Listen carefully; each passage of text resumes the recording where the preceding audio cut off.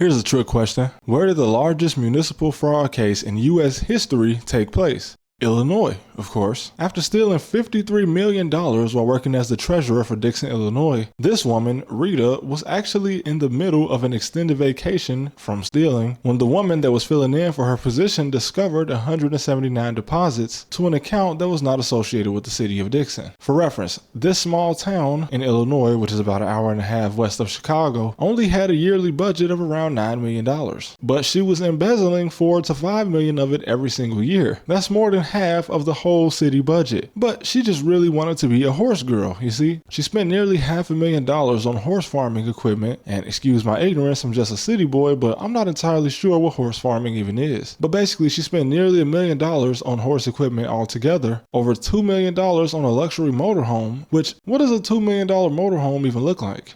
Oh, well, that's nice, but you could have bought 2 Lamborghinis for that. Although she probably wouldn't be able to keep up with the maintenance since she was caught and arrested and sentenced to 19.5 years. But this is Illinois, so she actually only served 8.5 when she was released on home confinement, but Joe Biden commuted the rest of her sentence. How nice. Now, I wanted to start with a story just outside of Chicago to demonstrate that this is an Illinois-wide problem. But let's get into the 4-time back-to-back most corrupt city in America, Chicago. Now, as I discussed before, we've had 2 governors go to prison just in my lifetime, and the governor is supposed to stay in Springfield, which is the state capital, but it's just so much easier to accept bribes in Chicago. I seriously don't know what or who actually lives in the governor's mansion, but I do know that we're paying for it, as the current governor lives downtown, and the last governor that went to prison and was pardoned by Donald Trump lived in Ravenswood, which is a neighborhood on the north side. And his pardon also proved that Chicago truly transcends politics, as politicians claim to be Democrat in the city, but they don't actually care. They're pretty much whatever is convenient, as they pretty much align with whatever is convenient at the time, as this guy also describes himself as a Trumpocrat, his words not mine, and that's probably only because Joe Biden kind of forgot to save him while he was in prison. Now, from 1976 to 2016, Forbes made a list of the most corrupt cities by counting the number of federal corruption convictions within the state, and honestly, the only thing that changed about this list in 2025 is the fact that the list actually got much longer for Illinois. And yes, technically New York had far more convictions with over 2,000. Manhattan itself almost had as many as Chicago, but what gives Chicago the W here is that even though New York makes the list twice, being less populous than LA and New York, Chicago should not be anywhere near this corrupt. But then again, Miami is only about quarter the size of Chicago, not counting the entire Miami metro area, and it is very, very corrupt. But this is nothing new in the city. Now, Chicago hasn't had a Republican mayor since 1931, but keeping with the trend of transcendent politics, and politicians here really just using parties to have a platform to run on, the last Republican mayor, known as Big Bill, was openly in an alliance with Al Capone and the mob, and he also allegedly operated illegal alcohol joints back when Prohibition was still a thing. And working with the mob is something that went on for a while because whoever was in office in the city pretty much was involved with the mob in some way.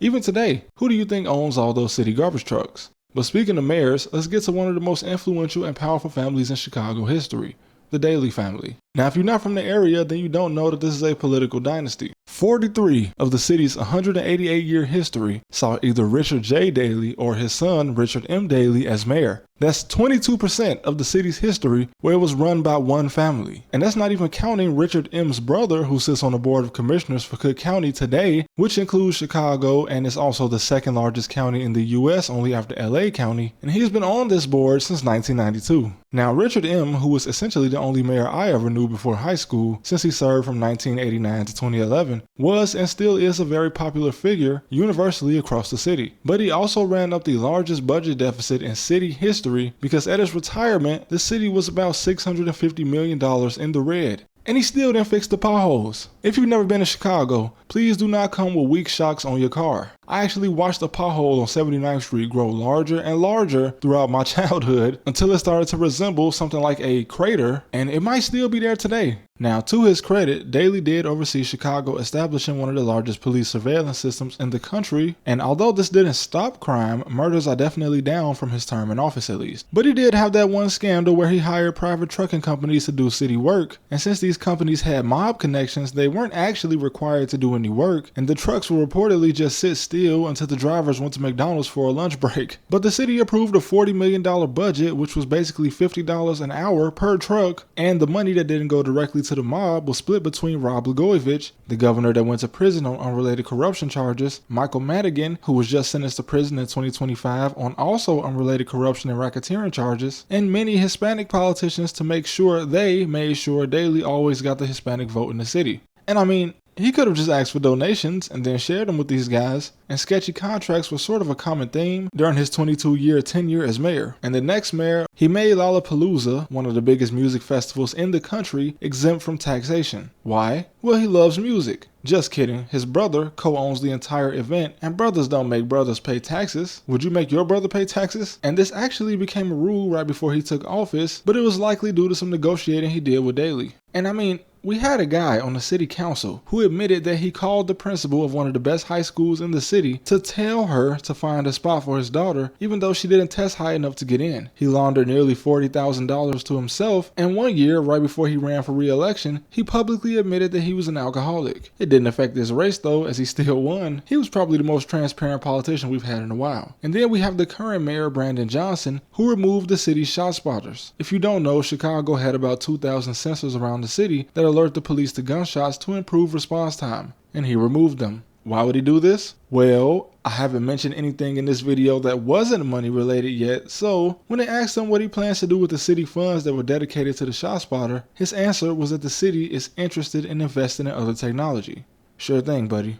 Now, like most cities, the police here work best when things happen in wealthy neighborhoods. You can see Chiracology if you want the full lore on a couple examples, like the murder of FBG Duck, where the authorities rewinded every camera over a 12-mile radius to solve a murder, or the alleged murder of 2 students downtown in Chicago by Bloodhound Lil Jeff, allegedly, and a couple other guys. Now, there's a big misconception that most of the city is dangerous. It is not. Even the South Side, which is the birthplace of many street gangs, it's a mostly safe area outside of a few blocks. Even the hood of the most recent group out of Chicago to blow up, the Bloodhounds, who come from the eastern part of a neighborhood called Chatham. Chatham is a very safe and expensive neighborhood for the most part, with a few very rough areas mixed in. And the South Side also has much safer and more expensive neighborhoods like Beverly, which is Chicago's own Beverly Hills, and Hyde Park, where the Obama Chicago house is. And possibly due to the corrupt zoning laws, high land value, and high taxes, these areas will remain safe because it's a lot harder to make money if people are scared to move here. And I know a lot of y'all will call cap, but just come see for yourself. But this is why Chicago has one of the cleanest metro areas in the country.